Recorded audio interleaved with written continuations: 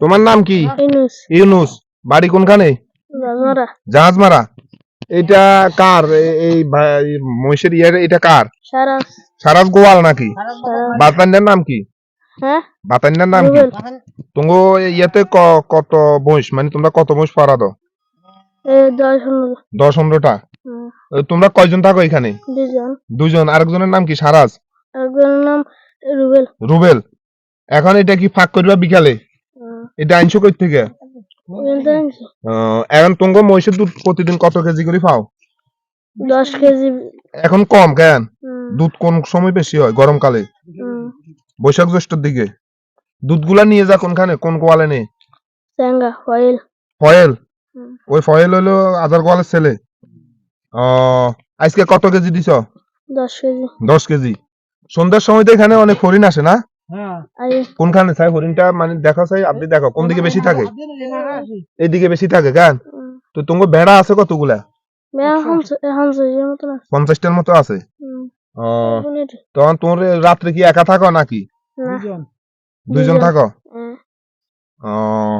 তোমার নাম হলো কি বলছো? ইউনুস। তো তুই এমনি মাসে কত করে দে বেতন? মাসে নি 1000। খাওয়া দাওয়া 1000 দে। তো তুই স্কুলে যাও না? না। কার বাপ মা আছে নি? আছে। ওই স্কুলে হও না? কোন ক্লাস পর্যন্ত হইছো? হ্যাঁ, কোন ক্লাস পর্যন্ত হইছো? দেখুন যে বয়সে এই ইউনুসের হাতে থাকার কথা বই খাতা, সেই বয়সে ইউনুস পাড়া দিচ্ছে গরু, মহিষ, বেড়া সহ অনেক পশু অভাবের তাড়নায় বা অভাবের সংসারে হাল ধরার জন্য ইউনুস। প্রিয় দর্শক, এই যে দেখতে পাচ্ছেন ছাগল, বেড়া, মহিষ, গরু, অনেক প্রজাতির বা অনেক রকমের পশু এই সর আতাউর এবং সর মেঘনা দুটি জড়িত সর। অনেক শত শত একর ভূমি জেগে উঠেছে সরসেঙ্গা এবং তমরুদ্দের মাঝামাঝি, একটু পশ্চিম দিকে, অর্থাৎ মেঘনা নদীর পশ্চিম পাড়ে।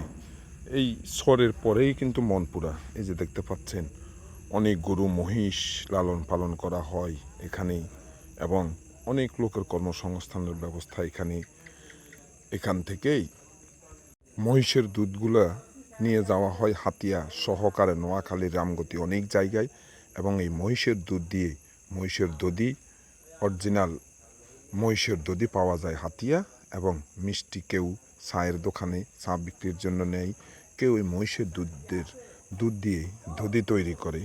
সব মিলিয়ে অপূর্ব এক সুন্দর দ্বীপ এই সর মেঘনা এবং সর আতাউর। আপনারা মন চাইলে ঘুরে আসতে পারেন এই চমৎকার প্রাকৃতিক সৌন্দর্যের দ্বীপটি থেকে, অনেক ভালো লাগবে। ধন্যবাদ সবাইকে।